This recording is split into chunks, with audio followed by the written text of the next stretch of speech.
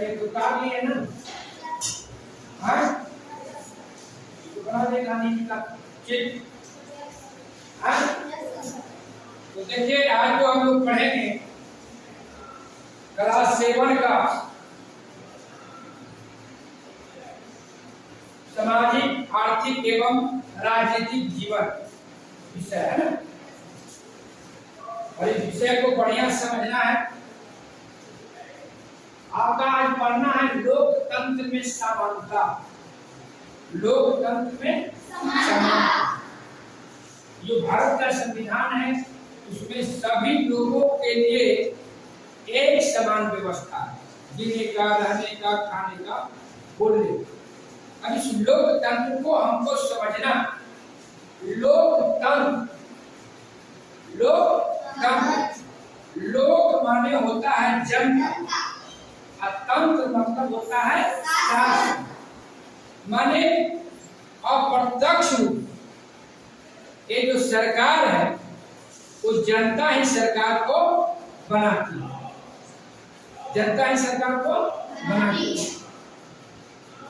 अब इस देखना है कि लोकतंत्र में समानता है कि नहीं, सबको एक तरह का व्यवस्था है कि नहीं, इसी को हमें पढ़ना है। आप अमेरिका के राष्ट्रपति इब्राहम लिंकन का नाम सुने होंगे, 16वें राष्ट्रपति, 16वें राष्ट्रपति। उन्होंने लोकतंत्र की परिभाषा दिए थे, लोकतंत्र जनता है ना के लिए, जनता के द्वारा और जनता की शासन। क्या है लोकतंत्र? इसलिए कि जनता ही चुनती है विधायक एमपी, और जाते हैं विधानसभा में और लोकसभा में जाते हैं, और वो जो है हमारे जो संविधान का जो नियम कानून है उसको लागू करते हैं, चलाते हैं। अब इसको हम कुछ उदाहरण से समझेंगे कि लोकतंत्र में सही मायने में समानता है कि नहीं, कहाँ भिन्नता है, कहाँ समानता है। कुछ हम आपको उदाहरण से बताना चाहता हूं।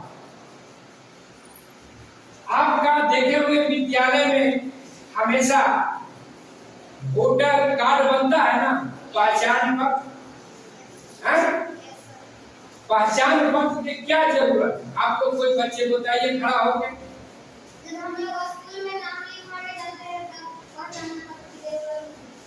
आप बताइए कोई बच्चा। अगर हम कहीं जाते हैं तो वहाँ पे भी टिकट चाहिए। आपको बताइए। देखिए पहचान पत्र है बहुत जरूरी, सभी को लिए। आप जो स्कूल में पढ़ रहे हैं, कहीं यात्रा कर रहे हैं, कहीं रुक रहे हैं, सभी जगह पहचान पत्र की जरूरत है। आपको राशन कार्ड बनाना हो, बैंक में खाता खुलाना हो, सभी जगह क्या है? पहचान पत्र की जरूरत है। वोट जब देने जाइएगा तो वोट देने में भी आपको पहचान पत्र की जरूरत है। आप लोग वोट दे सकते हैं कि नहीं दे सकते? ठीक है, 18 साल नहीं हुआ इसलिए वोट देने का आपका अधिकार नहीं है, लेकिन फिर भी पहचान पत्र की जरूरत। एक विद्यालय में पहचान पत्र बन रहा था, वहां बहुत से लोग जो है लाइन में खड़ी थी। उसी बीच एक पूनम नाम की महिला जो है वहां पहुंचती है और लाइन में खड़ी हो जाती है। कुछ देर में ज्योति नाम की एक महिला आती है, वहां वोटर पहचान पत्र जहां बनता है, और पूनम ज्योति के यहाँ काम करता है। तो पूनम बोली कि आइए आप जो है लाइन में आगे खड़ा हो जाइए। तो ज्योति बोला नहीं, हम जहां अपने लाइन में ही खड़ी हो। फिर हुआ कि इसी बीच बात हुआ ज्योति पूनम के बीच में कि दीदी आज जो हम काम पे नहीं आ पाएंगे, हमें लेट हो। ज्योति बोला कि लेट कैसे हो जाएगा, या हम आप तो आगे लगे हुए हैं।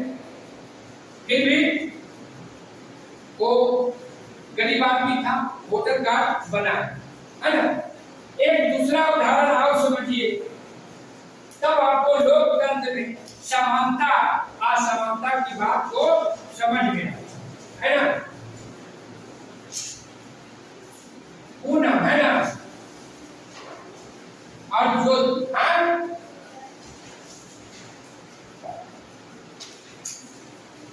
ये क्या पूनम काम करती थी ज्योति की, है ना। ज्योति का भी एक बेटी था 7 वर्ष, अब पूनम का भी एक बेटी था 5 वर्ष, है ना। ज्योति का बेटी पढ़ता था एक बड़े प्राइवेट स्कूल में, लेकिन पूनम के बच्ची जो है सरकारी विद्यालय गांव से दूर होने के कारण वो भी एक छोटे से प्राइवेट विद्यालय में ही पढ़ती है ना। इसलिए किसके पास पैसा नहीं, है ना, इसके पास पैसा, एक बड़े स्कूल में पढ़ती थी, छोटे स्कूल। उसके बाद क्या हुआ कि अब देखिए कि क्या लोकतंत्र में इस उदाहरण से आपको समानता दिख रहा है? नहीं दिख रहा।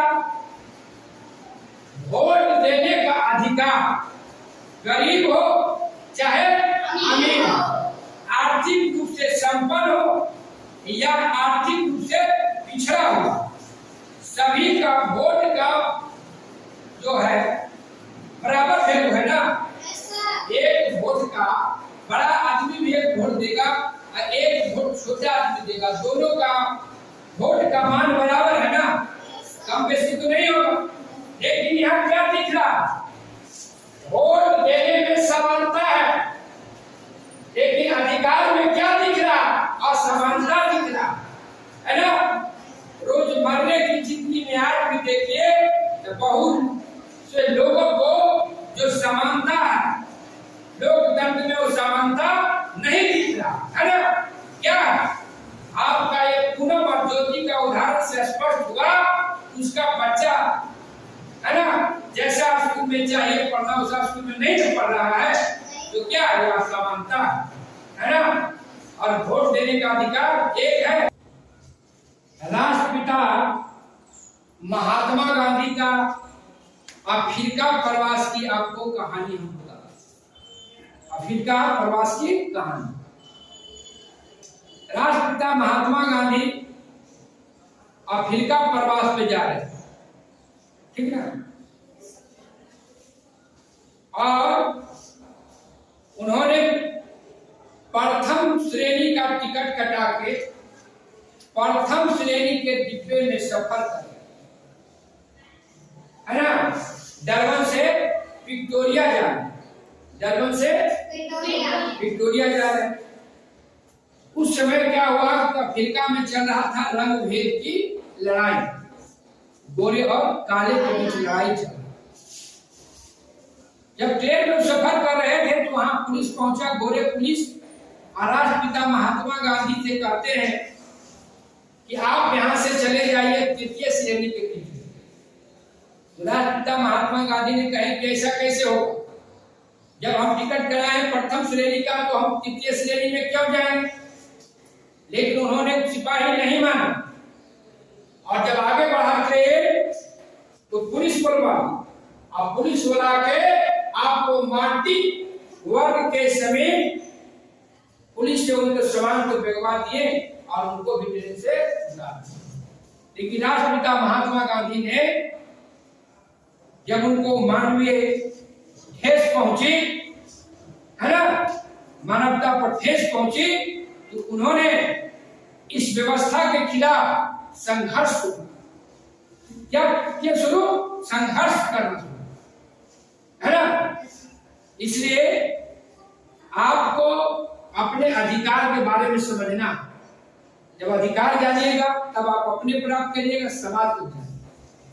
आप जाइएगा आगे की क्लास में 9th 10th में जाइएगा, समानता का अधिकार, है ना, विस्तार पूर्वक से इसको पढ़ना है ना, कि अनुच्छेद कितना में आपको समानता का क्या क्या अधिकार दिया गया है ना, कितने अनुच्छेद के तहत तब ऊपर जाएगी तब आपको पढ़ना है। अब समानता का एक जो है समझने के लिए एक आप ये समझिए, अपने विद्यालय में बाल संसद है, यहाँ सभी तरह के बच्चे पढ़ते हैं, है ना, गरीब का भी अमीर का भी, पढ़ते हैं ना। अब जब गरीब का भी बच्चा पढ़ता, अमीर का भी पढ़ता, सभी जाति धर्म के लोग पढ़ते हैं, तो बच्चा को क्या बाल संसद का गठन जो किया जाता है उसमें सब बच्चे रहते हैं ना, और ये बाल संसद का गठन जो किया जा रहा है किस लिए?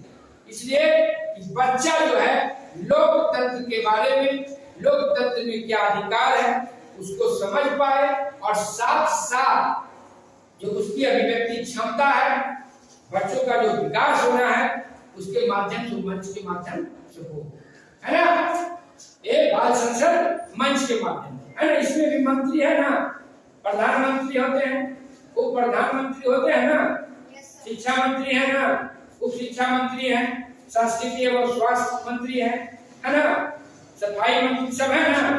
क्या जिस ढंग से आपको बताया जाता है कि स्वास्थ्य मंत्री का क्या काम है, शिक्षा मंत्री का क्या काम है, माननीय प्रधानमंत्री का क्या काम है, उसी ढंग से बाल संसद में जो आपको बनाया गया उसमें उसी ढंग के अधिकार के बारे में समझिएगा, ताकि तब पता होगा कि सही मायने में जो दीदी के संसद में जो आपको माननीय प्रधानमंत्री हैं और विधायक एमपी हैं, वो सही मायने में लोकतंत्र के सही मायने में प्रहरी का काम कर रहे हैं कि नहीं कर रहे हैं। इसलिए आप ही के द्वारा चुनकर भेजे जाते हैं ना, आप ही के द्वारा, है ना, जनता के द्वारा, जनता के लिए, है ना, चुनी गई व्यवस्था। अब व्यवस्था मिल रहा है कि नहीं, है ना। अब देखिए मध्याह्न भोजन, मध्याह्न भोजन आपका विद्यालय में होता है ना, इसका भी बहुत बड़ा सोच है सरकार। आप विद्यालय में पढ़ने आते हैं, सभी बच्चे खाना खा के आते हैं, नहीं आते हैं ना, तो सरकार ने सोचा कि ऐसी व्यवस्था की जाए कि जो बहुत से गरीब बच्चे हैं जिनको समय से भोजन घर पे नहीं बन पाता, बच्चे भूखे पेट जो विद्यालय जाते हैं, उनको विद्यालय में कम से कम भोजन तो मिलेगा, बच्चा तो विद्यालय से नहीं न भागेगा। और साथ साथ क्या है कि सभी बच्चे एक साथ एक पंक्ति में बैठ के खाएंगे, तो उससे क्या होगा, समानता का जो सोच है आपके अंदर जाएगा ना। सभी तरह के बच्चे हैं, गोरे हैं, काले हैं, सभी जाति धर्म के बच्चे पढ़ते हैं इस विद्यालय में। जब हम एक पंक्ति में बैठ के आपको मध्याह्न भोजन करते हैं तो क्या ये समानता का प्रतीक है ना, कि हम सभी क्या हैं, एक समान। इसलिए उद्देश्य साथ साथ कि बच्चों को जब तक पौष्टिक भोजन नहीं मिलेगा तो बच्चा पढ़ पाएगा, स्वस्थ मस्तिष्क में ही ना स्वस्थ विचार निवास करेगा। जब मस्तिष्क स्वस्थ नहीं रहेगा, शरीर स्वस्थ नहीं रहेगा, तो अच्छी बातें आप सोचिएगा, नहीं सोचिएगा, नहीं पढ़िएगा, है ना। आप कैसे बताइए, कोई बच्चा खड़ा हो जाइए और बताइए, हम पूछते हैं कि आपका भोजन जो विद्यालय में बनता है सभी दिन एक ही तरह के भोजन मिलते हैं कि अलग अलग मिलता है? ऐसा क्यों? ताकि बच्चा को जो है पौष्टिक आहार मिले, है ना, बच्चा जो है उससे दूर हो जाए, है ना, ठीक ना। तो आप बताइए सोमवार को क्या मिलता है? दाल भात आलू बैंगन सब्जी। हाँ देखिए, सही बताइए, सोमवार को मिलना है दाल भात सब्जी, हरा सब्जी, हरा सब्जी में जो भी है। उसके बाद मंगल को दाल भात और क्या, सोयाबीन, आलू सोयाबीन की सब्जी, आलू सोयाबीन की सब्जी। फिर आपको बुध को खिचड़ी, खिचड़ी में क्या डालना है, खिचड़ी में हरा सब्जी, है ना, हरा, उसके बाद चोखा, है ना। उसके बाद आपको बृहस्पति क्या है? दाल, भात और हरी सब्जी। दाल, भात और हरी सब्जी है बृहस्पति को, है ना। बैठे, बृहस्पति को है। उसके बाद फिर शुक्र को है दाल, नहीं छोला, छोला ना, यस सर। छोला और भात है, साथ साथ अंडा, सलाद है। और क्या है, आपको अगर जो बच्चा अंडा नहीं खाता है उसको फल दे, है ना। फिर शनिवार को क्या है? हरी सब्जी और खिचड़ी, मैंने उसमें हरा चीज डालना तब पौष्टिक मिलेगा। और उसके बाद चोखा मिलेगा। तो क्या है? इसमें कई सोच है कि मध्याह्न भोजन के प्रति कई सोच है। ये जो मध्याह्न भोजन का नाम बदल गया है, इसका नाम हो गया है पीएम पोषण योजना। क्या हो गया है? पीएम पोषण योजना। मध्याह्न भोजन का नाम बदल कर क्या हो गया? पीएम पोषण योजना। ये मध्याह्न भोजन जो है ना, कई तरह की बातें हैं। इससे विद्यालय में जो बच्चों की संख्या कम होता था, जो सीजन होता था, वो क्या हुआ? वो भी कम दिया। साथ साथ बच्चों को गुणवत्तापूर्ण पढ़ाई के साथ साथ गुणवत्तापूर्ण भोजन भी मिलेगा ताकि बच्चा स्वस्थ रहे। साथ साथ समानता का सबसे बड़ा, अगर कहीं पे उदाहरण दिखता है, दृश्य दिखता है, तो कहाँ दिखता है? मध्याह्न भोजन की पंक्ति में दिखता है ना। जब मध्याह्न भोजन में पंक्ति में दिखता है कि जब हम लोग मध्याह्न भोजन करते हैं तो सभी बच्चे एक साथ बैठ के खाते हैं, एक जैसा भोजन मिलता है, उसमें भेदभाव होता है ना। ऐसा नहीं है कि आप लोग को किसी को ज्यादा कम मिलता है, कोई बच्चा ऐसा होता है नहीं ना, मिलता है। अब देखिए, सबसे बड़ी बात है कि आपको गुणवत्तापूर्ण, अब कितना गुणवत्ता है उस पर तो निर्भर है। अब शिक्षक को भी चाहिए कि हमारा बच्चा को जो सरकार दे रहा है ये मध्याह्न भोजन पीएम पोषण योजना, तो अपने बच्चे को भविष्य को देखते हुए, अपने बच्चों को स्वास्थ्य को देखते हुए उचित जो आपका मेनू है, मेनू के अनुसार भोजन प्रत्येक दिन मिलना चाहिए, है ना। और अगर नहीं मिलता है, इसमें से बाल संसद में कौन बच्चा है, कौन पोस्ट पर है? उप शिक्षा मंत्री। उप शिक्षा मंत्री। आपको देखना है कि अगर हमारा जो अधिकार है